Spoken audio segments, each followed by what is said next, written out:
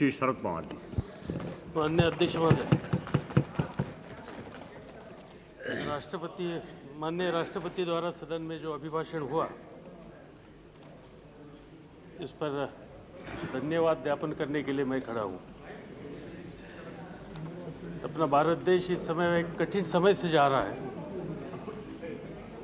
और हम भाग्यशील है कि ऐसे कठिन समय में श्रीयुत के.आर. नारायण जैसी व्यक्ति भारत के राष्ट्रपति की बागडोर संभाल रही है, जो पूरे देश को बड़ी अच्छी तरह से मार्गदर्शन कर सकते हैं। और इस मिलियन में सदन का शायद उनका वो आखिरी भाषण हो सकता है, जबकि हम नए शताब्दी में प्रवेश कर रहे हैं। और हमारी कल्पना यह है कि जब नए शताब्दी में हम जाएंगे, तब भारत एक विश्व की शक्ति बनकर दुनिया का महत्वपूर्ण देश बनना चाहिए। और इसलिए इसकी जरूरी है कि भारत एक धर्मनिरपेक्ष और लोकतांत्रिक गणराज्य बनना चाहिए, जहां प्रत्येक नागरिक को स्वतंत्र जीवन यापन करने का अधिकार है और सबों की धार्मिक स्वतंत्रता इस देश में मजबूत रहने की परिस्थिति पैदा करने की आवश्यकता है। बेशक समय का यह तकाजा है कि भारत एक आर्थिक शक्ति के रूप से उभरे। इसका कृषि, उद्योग, सेवा क्षेत्र, रोजगार सृजन के क्षेत्र में समुचित आधार पाने की आवश्यकता है। औद्योगिक तथा अन्य क्षेत्रों में हुए विकास को भी ग्रहण करना इस देश को पड़ेगा और भारत को एक गौरवशाली राष्ट्र बनना है, जहां का शिक्षित समाज हो, गरीब समाज हो, इनके जीवन में एक तरह का विश्वास पैदा हो सकता है। मगर यह सब करने के लिए, यह सब कल्पनाओं को साकार करने के लिए यह एक लाजिम है कि यहाँ एक ऐसी सरकार की जिसकी सोच इस देश में हो कि इस देश को नई शताब्दी में मजबूती से आगे ले जा सकता है। मगर हमारा दुर्भाग्य है कि इस समय के अहम मोड़ पर आज केंद्र सरकार में ऐसी सरकार है कि जिनका कार्यकाल दैनिक आधार पर है। इनका प्राण उनके 14 सहयोगी इनके हाथ में है, 18 सहयोगी के हाथ में है। वो अपनी अपनी दिशा में खींचते हैं। कभी कभी तो यह पता लगना कठिन होता है कि इस सरकार की कुंजी दिल्ली में है या कलकत्ता में है या मद्रास में है। कल ही हमने देखा कि इस सदन में कल ही आपत्ति आई थी। टेलीकॉम रेगुलेटरी अथॉरिटी का निर्माण करने के बाद उन्होंने कुछ डिसीजन ले लिया। उस निर्णय के साथ हम पूरे साथ नहीं थे। खासतौर पर गांव की जो टेलीफोन की परिस्थिति है वो देखने के बाद वहां और मदद की आवश्यकता थी। मगर एक अथॉरिटी बनाई थी और वो अथॉरिटी बनने के बाद उन्होंने निर्णय लेने के बाद इसी सदन में हमने देखा कि ममता जी का रवैया क्या था। पावर टैरिफ के बारे में जो अथॉरिटी कई स्टेटों में बनाई है, इस पर भी कई राज्यों में वहां की हुकूमत जिस तरह से कदम उठाती है, इससे पता लगता है कि जिस निर्णय के अमल के लिए आज देश में आवश्यकता है और प्रधानमंत्री इस बारे में बड़े गंभीरता से बोलते हैं, इसको सहयोग देने के लिए उनके साथीदारों की तैयारी आज हमें नहीं दिखाई देती।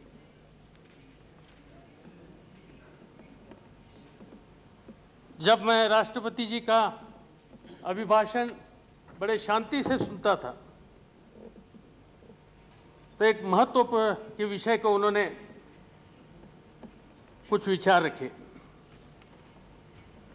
देश की संप्रभुता और अक्षुण्ण रखना निश्चय हमारी प्राथमिक चिंता का विषय है। महामहिम राष्ट्रपति जी ने अपने अभिभाषण में स्पष्टता कहा, यह सरकार धर्मनिरपेक्षता की रक्षा करने के लिए कटिबद्ध है। उसी अभिभाषण में गुजरात, मध्य प्रदेश और उड़ीसा की घटनाओं के प्रति चिंता तथा क्षोभ प्रकट किया गया और कहा गया कि यह घटनाएं समग्र रूप से राष्ट्रीय जनमानस को परिलक्षित नहीं करती, बल्कि इन्हें अपवाद के रूप में ही लिया जाना चाहिए। यह भी कहा गया कि सरकार अल्पसंख्यकों की सुरक्षा के लिए प्रतिपूर्ण रूप से कटिबद्ध है और राज्य सरकार को यह निर्देश किए गए हैं कि ऐसे मामले में दोषी व्यक्तियों को यथाशीघ्र पकड़ा जाए। मैं अब शासन का जो राष्ट्रीय एजेंडा है इसके बिंदु संख्या 29 के कुछ पंक्तियां उद्धृत करना चाहता हूं। आई कोट, हम एक सुसभ्य, सुहृदय एवं न्याय संगत व्यवस्था को स्थापित करने के लिए प्रतिबद्ध है।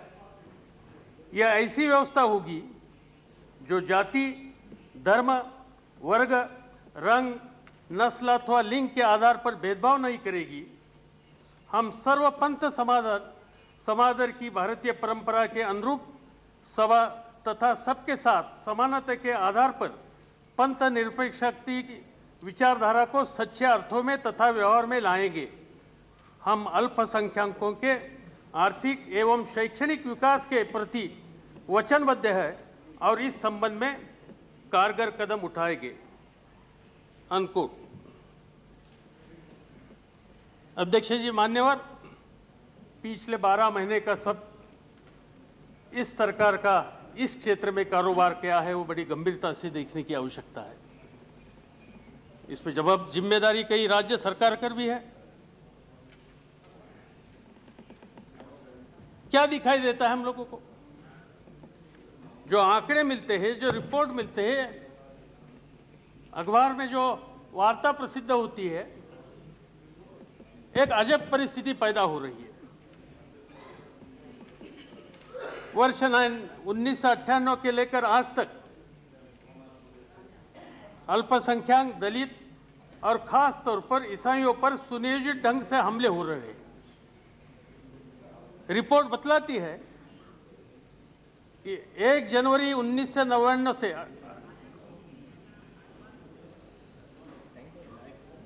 1 जनवरी 1998 से खास तौर पर ईसाई व्यक्ति और संस्था गिरजाघरों पर 90 बार हमले हो चुके, जो संख्या स्वतंत्रता प्राप्ति के पश्चात गत 50 वर्षों में जो हुई जितनी घटना, इससे ज्यादा हो गई है। मैं ईसाई मिशनरियों तथा संस्थाओं पर ऐसे कुछ हमले का उल्लेख करना चाहता हूं। 15 जनवरी 1998 लातूर, राष्ट्रीय स्वयंसेवक के कार्यकर्ता द्वारा कथित रूप से Catholic hospital association of India camp पर हमला, स्टेट महाराष्ट्र। 13 मार्च 1998 खानवेल, दादरा एंड नगर हवेली तीर्थ यात्रियों पर हमला। 3 अप्रैल 1998 बड़ौदा, पोलो खेल मैदान में ईसाई सम्मेलन पर हमला। अप्रैल 1998 करनूल, विश्व हिंदू परिषद के कार्यकर्ता द्वारा सेंट्रल बैप्टिस्ट चर्च को ध्वस्त करने की धमकी। 11 अप्रैल 1998 पालनपुर, गुजरात, जैसे महोत्सव के दौरान प्रार्थना कर रहे लोगों पर हमला। 16 अप्रैल 1998 नरोड़ा, गुजरात, बजरंग दल के 200 कार्यकर्ताओं की भीड़ द्वारा ईसाई धर्मस्थल पर ढाया जाना।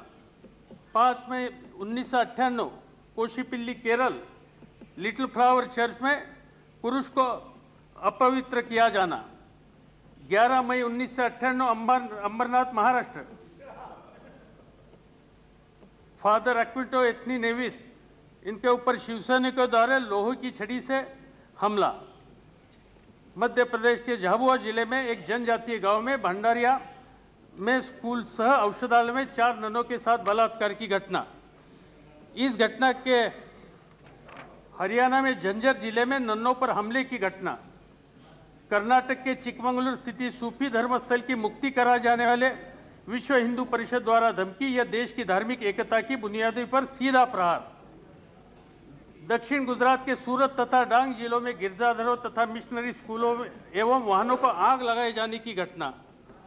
वैसी परिस्थिति डांग जिले की, वैसी परिस्थिति 25 दिसंबर 1998 को लुधियाना की, वैसी परिस्थिति 30 अक्टूबर 1998 को गुजरात को ओजाड़ा में ईसाइयों पर सशस्त्र लोगों द्वारा हमला, और 23 जनवरी 1999 को इस प्रकार की सर्वाधिक घृणित घटना का होना कि उड़ीसा के क्योंझार जिले में कथित रूप से बजरंग दल के कार्यकर्ताओं द्वारा अर्धरात्रि के समय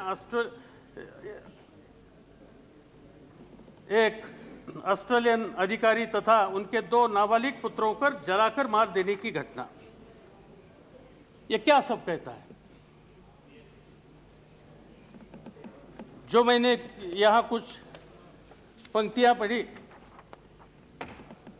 शासन का राष्ट्रीय एजेंडा के बिंदु संख्या 29 की कुछ पंक्तियां कि हम एक सुसभ्य, सुहृदय एवं न्याय संगत व्यवस्था को स्थापित करने के लिए प्रतिबद्ध है। यह ऐसी व्यवस्था होगी कि जो जाति, धर्म, वर्ग, रंग, नस्ल अथवा लिंग के आधार पर भेदभाव नहीं करेगी और सर्वपंथ समाधान की भारतीय परंपरा के अनुरूप तथा सबके साथ समानता के आधार पर पंथ निरपेक्षता की विचारधारा के सच्चे अर्थों में तथा व्यवहार में लाएंगे। हम अल्पसंख्यकों के आर्थिक एवं शैक्षणिक विकास के प्रति वचनबद्ध है और इस संबंध में कारगर कदम उठाएंगे। यही बातें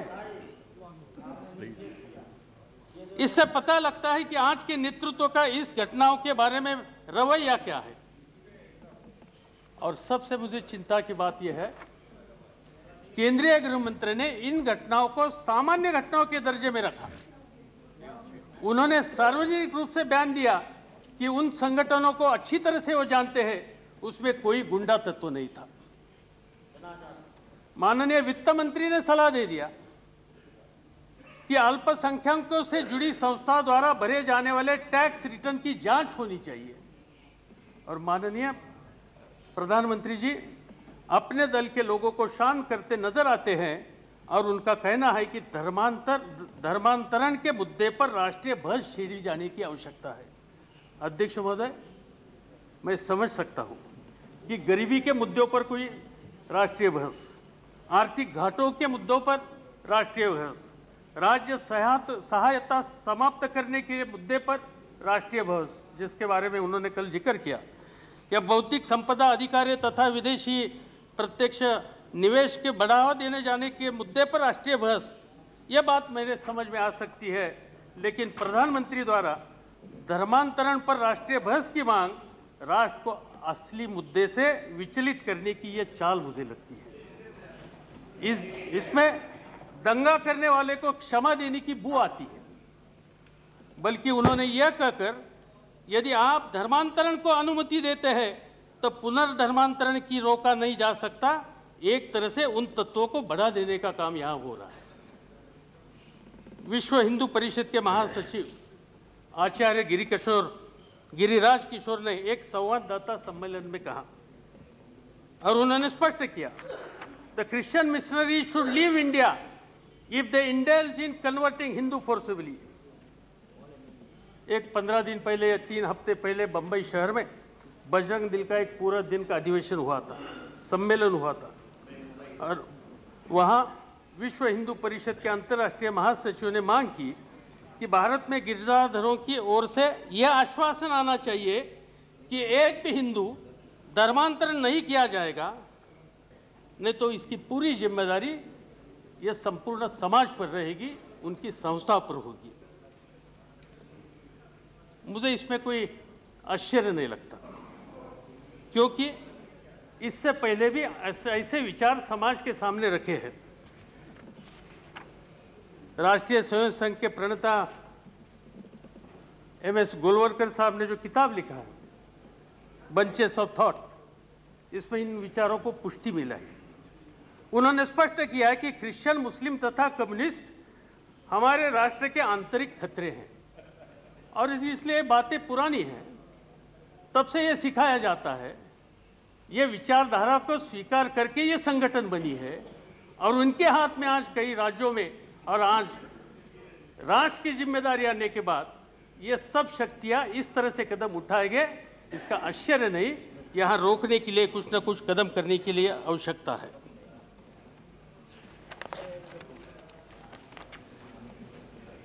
मुझे गुजरात में जाने के लिए मौका मिला था और वहाँ के लोगों ने मुझे आकर, माइनॉरिटीज़ के लोगों ने आकर कुछ ज्ञापन दे दिए, कुछ वृत्तपत्र के कटिंग्स में दे दिए।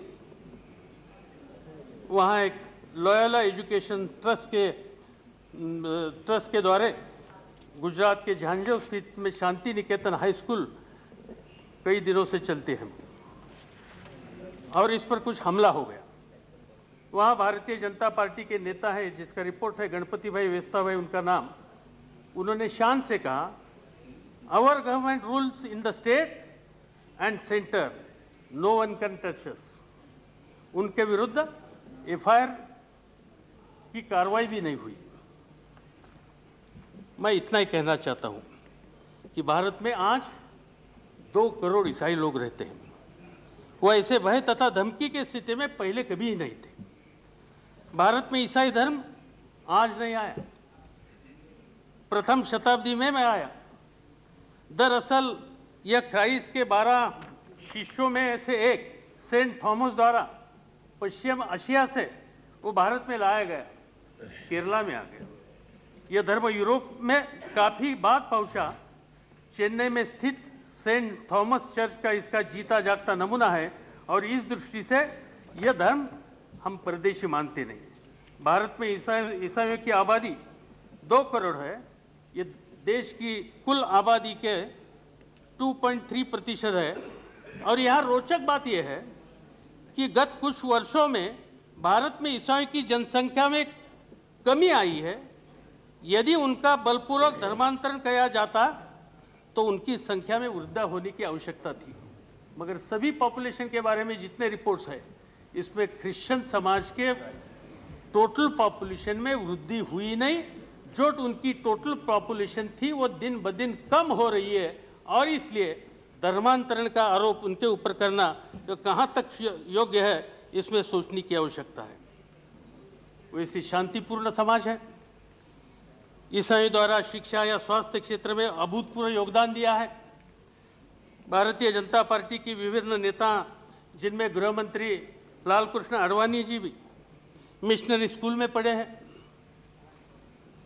और ऐसे समय दुख की बात है कि भारतीय जनता पार्टी तथा संघ परिवार के समुदाय पर हमले का समर्थन करे, जिसका उनकी जनसंख्या के अनुपात आज हमारे समाज को सकारात्मक योगदान का प्रतिशत कहीं अधिक है।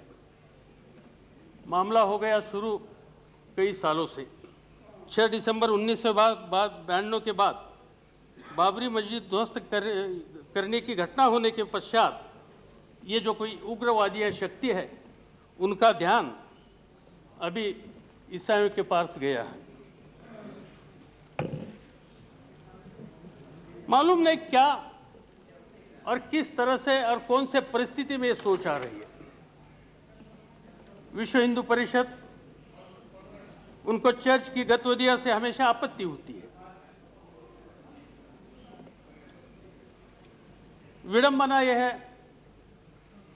कि इस विश्व हिंदू परिषद या उनकी बाकी संगठन, global organisation of people of India, GOPIO या और कुछ संगठन देश के बाहर भी काम करते हैं। भारत की इज्जत बढ़ाने के लिए कुछ काम करते हो तो खुशी है, स्वागत है। मगर वहां काम जो करते हैं, भले अमेरिका हो, ग्रेट ब्रिटेन हो और कुछ देशों हो, वहां हिंदू धर्म को फैलाने का काम कर रही है और वहाँ के मुस्लिम या ईसाई जो कोई बने हैं उनको वापस हिंदू धर्म में लाने के लिए वहाँ कोशिश करते हैं। मुझे कोई इतराज़ नहीं उनका जो कुछ काम वहाँ चालू है। उन्होंने एक मुहिम हाथ में ली है घर वापसी, और वो घर वापसी की संज्ञा देकर वहाँ काम करते हैं। मगर अजब बात यह है कि देश के बाहर जाकर घर वापसी या ऐसे क्षेत्र में काम करने का अधिकार किसी एक संगठन का है।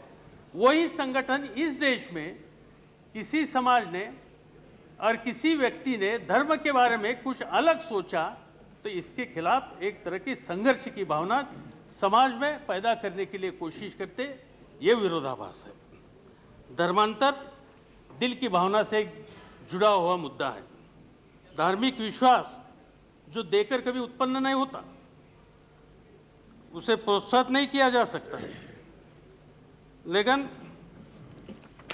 विश्व हिंदू परिषद चाहती है कि भारत में धर्मांतरण पर कानूनी रूप से रोक लगे, जबकि संविधान के अनुच्छेद 25 में गारंटी दी गई है कि जिसमें हर व्यक्ति को अपने धार्मिक आचार विचार पर अमल करने का तथा प्रचारित करने का पूरा अधिकार दिया है।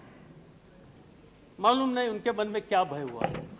प्रचार तो बहुत कुछ होता है, आबादी बढ़ जाएगी, हिंदुओं की कम हो जाएगी, देश में और कुछ परिवर्तन होगा।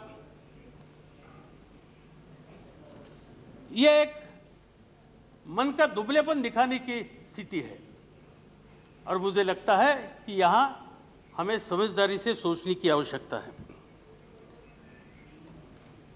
जब लोग धर्म बदलते हैं तो समाज का कौन सा वर्ग धर्म बदलने में सबसे आगे है, ये जब हम देखते हैं तो पता ये लगता है कि अधिकांश धर्मांतरित लोग दलित तथा जनजातियों के वर्ग से आते हैं, और कारण उनकी यातना सही है, उनकी आर्थिक परिस्थिति हो सकती है, उनकी मर्यादाओं की अवहेलना भी हो सकती है। और दरअसल से जो मुद्दा बार बार में आता है वो पुनर्धर्मधारण के कारण के संबंध है, जो विश्व हिंदू परिषद तथा संघ परिवार अन्य सदस्यों द्वारा दलितों तथा जनजातीय लोगों को पुनः उसके पूर्व स्थिति में लाने के लिए कोशिश करते हैं। संविधान के अनुच्छेद 25, 26, 27, 28 इसमें धार्मिक स्वतंत्रता संबंधित मूल अधिकार की गारंटी दी गई है। वास्तव में बोलने की स्वतंत्रता, संगठन बनाने की स्वतंत्रता में धार्मिक संभाषण तथा धार्मिक संगठन गठित करते जैसे मूलभूत अधिकार की गारंटी दी है। लेकिन संविधान सभा में सिर्फ इन्हीं प्रावधानों से संतुष्ट नहीं और धार्मिक अल्पसंख्यकों में पूर्ण विश्वास पैदा करने के लिए उन लोगों ने अलग अनुच्छेद का प्रावधान किया जो धार्मिक स्वतंत्रता से जुड़ा है। ऐसा नहीं कि संविधान सभा के सदस्य धर्मांतरण तथा धर्म प्रचार जैसे मुद्दे से अनभिज्ञ थे। श्री के मुंशी संविधान सभा के एक महत्वपूर्ण सदस्य थे। उनकी एक टिप्पणी जिस बारे में मैं उद्धृत करना चाहता हूँ।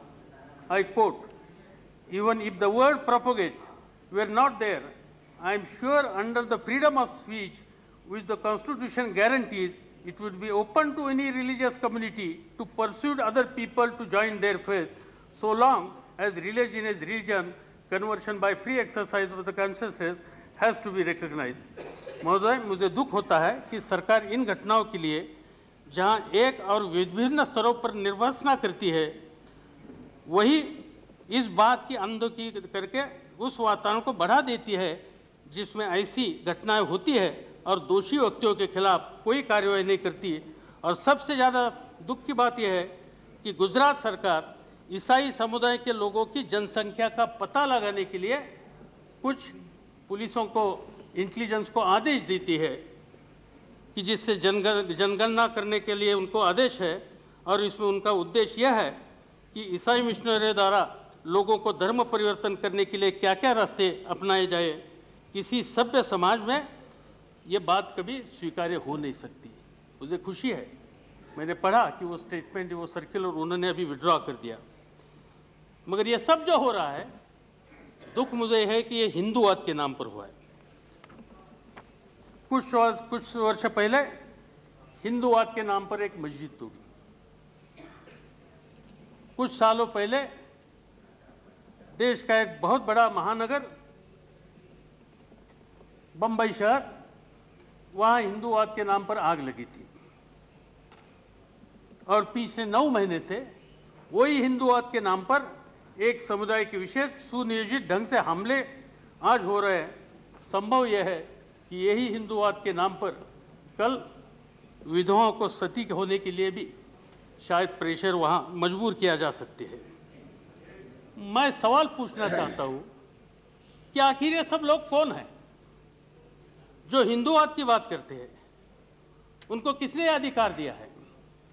उन्होंने हिंदू के लिए क्या किया है? मान्यवर, मैं खुद नेहरूवादी परंपरा में प्रशिक्षित हूं, जो यहां व्यवस्थित देती है कि धर्म मनुष्य तथा ईश्वर के बीच में एक अत्यंत व्यक्तिगत मामला है जिसे सार्वजनिक होने की कोई दरकार नहीं। अपने सार्वजनिक जीवन में मैंने धर्म तथा राजनीति को मिलाए जाने के मुद्दे से सदा परहेज किया, लेकिन आज मैं न केवल अपने दल तथा देश बल्कि हिंदूवाद के हित में मुकर होकर बोलने के लिए मजबूर हूं कि मुझे इस बात का गर्व है कि मैं एक हिंदू हूं। मैं जिस राज्य में रहता हूं वो महाराष्ट्र, कि जहां औद्योगिकरण हुआ, सामाजिक विकास हुआ, कृषि तथा तकनीकी विकास में काम हुआ, वो एक अलग राज्य है।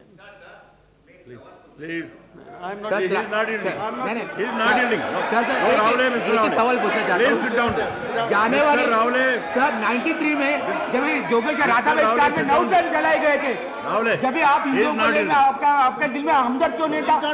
Please, he is not yielding. 9 जन को जलाया गया था सर। बैठिए, इसकी जांच कराई जाए। प्लीज बैठिए। संतों की भूमि कहते हैं, बहुत कुछ मंदिर है, 12 ज्योतिर्लिंगों में से 8 ज्योतिर्लिंग वहां हैं, अष्टविनायक वहां हैं, साईं बाबा के भक्त पूरे देश में, वहां की शिरडी, उनकी शिरडी वहां है,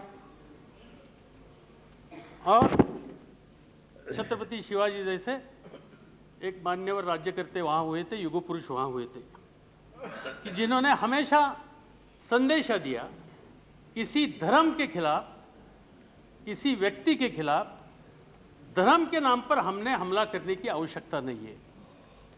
उन्होंने संघर्ष किया किसी एक धर्म के खिलाफ नहीं, कोई जुल्मी राज हो तो उनके खिलाफ उन्होंने संघर्ष किया, मगर उनके नाम पर भी एक गैर प्रचार आज कई जगह पर होता है।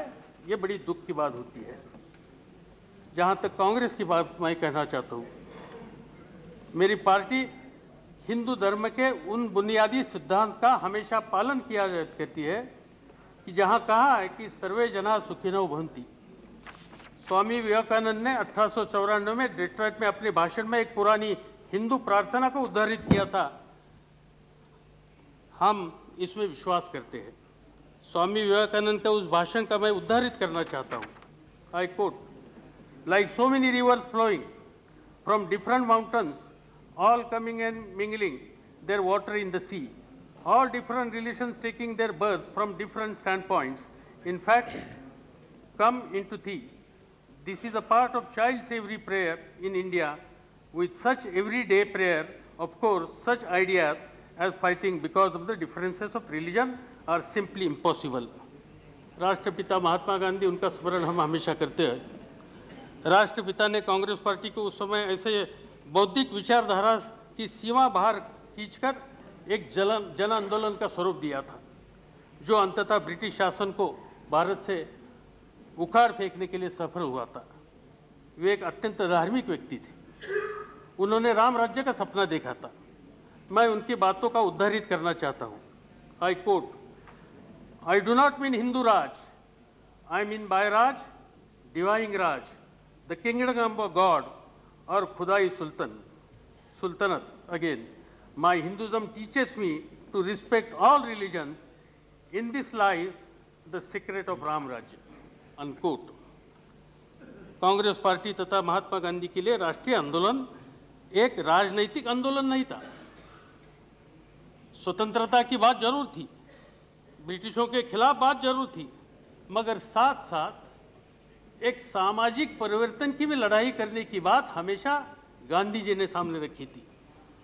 मंदिर हो कि जिस मंदिरों में समाज के कुछ वर्गों को प्रवेश नहीं था, प्रतिबंध लगे थे, तो वो प्रतिबंध लगे थे, इस प्रतिबंध के खिलाफ भी एक संघर्ष करने का काम महात्मा गांधी ने तब किया था, ये तो हम भूल नहीं सकते।